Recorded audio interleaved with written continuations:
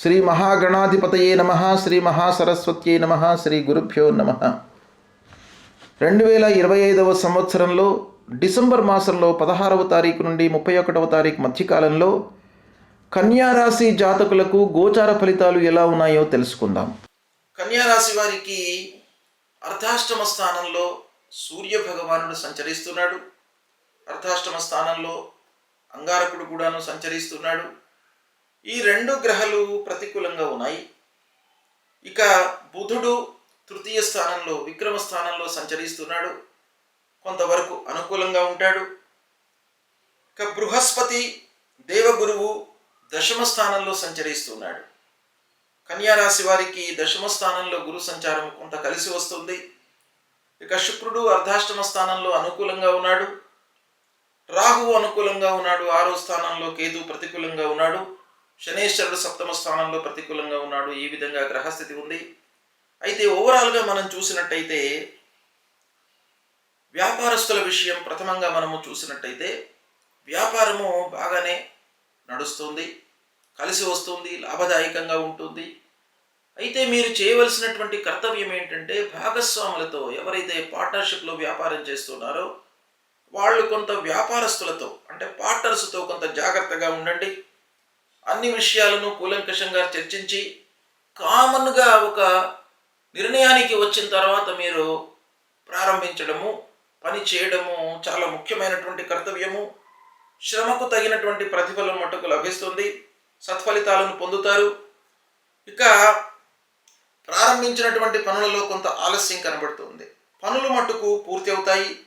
ఆర్థికంగా నిలదొక్కుంటారు. కొంత ఇబ్బందులు ఎదురవుతాయి. ఆర్థిక పరిస్థితి శని మూలకంగా మనకు రావాల్సినట్టు డబ్బు కొంత ఆలస్యంగా వచ్చినప్పటికీ ఉద్యోగరీత్యా మీకు రావాల్సినటువంటి శాలరీ కానివ్వండి, డబ్బులు కానివ్వండి కొంత ఆలస్యమైనా కూడాను వస్తుంది, మీరు నిలదొక్కుంటారు. ఇకపోతే ఒక పక్కన వృత్తిలో సంతృప్తిగా మీరు ఉన్నప్పటికీ కొత్త మార్గాలను అన్వేషించేటువంటి అవకాశాలు బాగా కనబడుతున్నాయి. వ్యాపారము లాభసాటిగా కొనసాగుతుంది. అనవసరమైనటువంటి ఖర్చులు మట్టుకు ముందుకు వస్తాయి. అంటే మరమ్మతుల రూపకంగా కానివ్వండి, రిపేర్ల మూలకంగా కానివ్వండి, లిటిగేషన్స్ మూలకంగా కానివ్వండి కొన్ని ఇబ్బందులు ఉన్నాయి. ఇక ఉన్నత విద్యకై దూర ప్రయాణాలు చేయవలసి వస్తుంది. ప్రయాణాలు మట్టుకు మీకు అనుకూలిస్తాయి.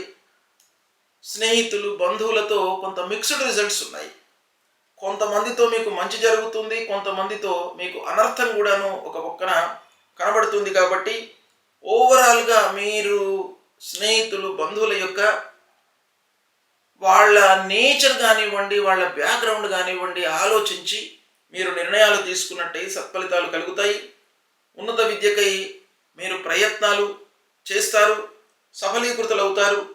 పిల్లల చదువు విషయమై మంచి నిర్ణయాలు తీసుకుంటారు. ఇకపోతే పెద్దల సలహాలను పాటిస్తారు. వాళ్ళ యొక్క సూచనల మేరకు నిర్ణయాలు తీసుకోవడం మూలకంగా పనుల లోపల మీకు కార్యసాఫల్యత బాగా కనబడుతుంది. ఇక సూర్యుడు అంగారకుడి యొక్క ప్రతికూలత మూలకంగా మనకు ఇండైరెక్ట్గా ఒక సూచనప్రాయంగా తెలిసినటువంటి విషయం ఏంటంటే మధ్యవర్తిత్వము వహించకండి. మధ్యవర్తిత్వం వహించడం మూలకంగా కొన్ని ఇబ్బందులను ఎదుర్కొనేటువంటి అవకాశాలు బాగా కనబడుతున్నాయి. షూరిటీలు ఇవ్వడం కానివ్వండి, లేదా మధ్యలో మీరు సలహాలు చెప్పడం కానీ ఇలాంటివి మట్టుకు ఈ పక్షంలో మీరు చేయకూడదు. ఇకపోతే కొంత ఆత్మీయులతో మనస్పర్ధలు మట్టుకు ఒక పక్కన గోచరిస్తున్నాయి. ప్రత్యేకంగా ఈ డిసెంబర్ మాసంలో రెండవ పక్షం అంటే 3-4 వారాలు 3-4 వారాలలో మీకు అనుకూలత ఉన్నప్పటికీ కొంత జాగ్రత్తగా నిర్ణయాలు తీసుకోండి, సత్ఫలితాలను పొందుతారు. ఓవరాల్గా మనం చూసినట్టయితే గ్రహస్థితి అనుకూలంగానే ఉంది. మీరు కొంత ఎఫర్ట్స్ పెట్టినట్టయితే తప్పకుండా మీకు శుభ ఫలితాలు కలుగుతాయి. ఇకపోతే ఈ పక్షంలో అంటే డిసెంబర్ మాసంలో 3-4 వారాలు ముఖ్యంగా ఏ గ్రహాలు బాగా లేవు, ఏ గ్రహాలు ప్రతికూలంగా ఉన్నాయి అనే విషయాన్ని మనం చూసినట్టయితే గురువు, సూర్యుడు, అంగారకుడు, కేతువు ఈ గ్రహాలు ప్రతికూలంగా ఉన్నాయి. కాబట్టి గురువు యొక్క అనుకూలత మీకు చాలా అవసరం. చాలా విషయాలపై ప్రభావాన్ని చూపిస్తాడు గురు భగవానుడు. కాబట్టి మీరు గురువు యొక్క అనుకూలత కొరకై సద్గురువులను సందర్శించుకోండి.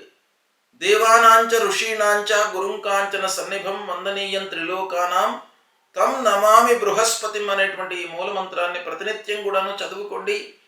తప్పకుండా మీకు దశమ స్థానంలో సంచరిస్తున్నటువంటి గురువు యొక్క అనుకూలత ఏర్పడుతుంది. తద్వారా మీరు చేసేటువంటి పనుల లోపల మీకు ఒక అద్భుతమైనటువంటి సమయస్ఫూర్తిని ఇచ్చి ఆ పనులను సకాలంలో పూర్తి చేయడానికి ఆ భగవంతుడి యొక్క అనుగ్రహం కలుగుతుంది. సత్ఫలితాలను పొందుతారు. శుభం.